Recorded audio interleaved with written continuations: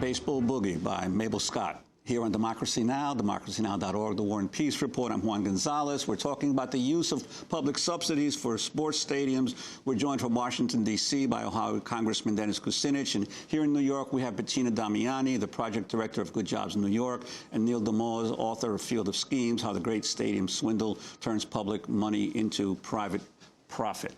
Congressman Kucinich, you've been leading the fight for impeachment, and I know you have to go very soon, so I wanted to ask you about an interview with House Speaker Nancy Pelosi that aired on The View earlier this week. She was asked about impeachment.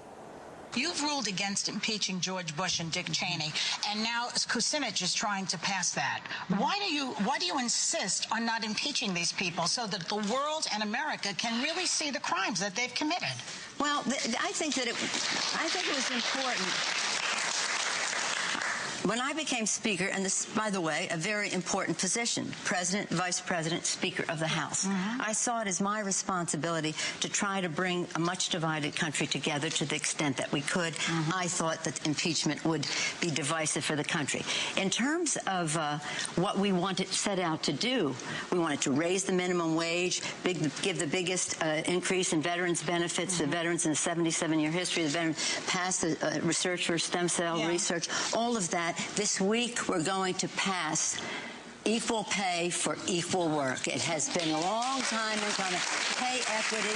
We're going to pass legislation for product safety, for toys that children put in there. There's an agenda that you have to get done. You have to try to do it in a bipartisan way. The president has to sign it. If somebody had a crime that the president had committed, that would be a different story. Can they still do it after he's out? When I interviewed you last year, you had just begun and you were going to clean up the mess, remember? We did. You look around this country, 75% of the country, forget George Bush, thinks that Congress is doing a lousy job. Well, I don't disagree with that, because largely it's predicated on ending the war in Iraq. That's the main question, and we were not successful. In our House of Representatives, I'm very proud of our members because they voted overwhelmingly, over and over again, to bring the war to an end, bring the troops home safely and soon, send it to the Senate, and it hits a dead end.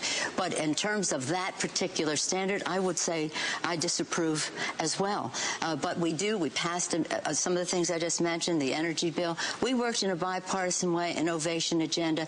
We have to create jobs, expand health care, protect the American people, and educate our children. And you can't do that if you're trying to impeach the president at the same time, unless you have the goods that this president committed a crime. That was House Speaker Nancy Pelosi. Congressman Kucinich, your response to her take on the situation with impeachment? Well, now that I've heard that the Speaker is looking for evidence that crimes may have been committed, I certainly want to direct her attention to the 35 articles of impeachment that I presented, which assert quite directly that crimes have been committed, including taking this nation to a war, an illegal war, based on lies, and including the deaths of over 1 million innocent Iraqis, which constitute a war crime, including wiretapping, rendition, torture, illegal detention. There are many examples of laws that have been broken, and the reason why the Judiciary Committee should hold a hearing on the impeachment itself is because there needs to be a public airing of this. So I have a great deal of respect for Speaker Pelosi, and I think that since she made that statement on The View, there's an opportunity now for us to come forward and to lay all the facts out so that she can reconsider her decision not to permit the Judiciary Committee to proceed with a full impeachment hearing. I just want to state this, that I appreciate that she consented to a hearing on Friday. It was a 6-hour hearing, over a dozen witnesses, 24 members of Congress attended. It's being taken seriously. I think the idea that nothing can be done right now because we're on the eve of an election raises questions about our constitutional responsibility to be a check and balance to administration abuse of power. If, in fact, we're in a war that's based on lies, and we have thousands of troops whose lives are on the line every day, we owe it to them and we owe it to the American people to set straight the public record. And then whether or not it results in the president being removed from office before the end of his term is another matter.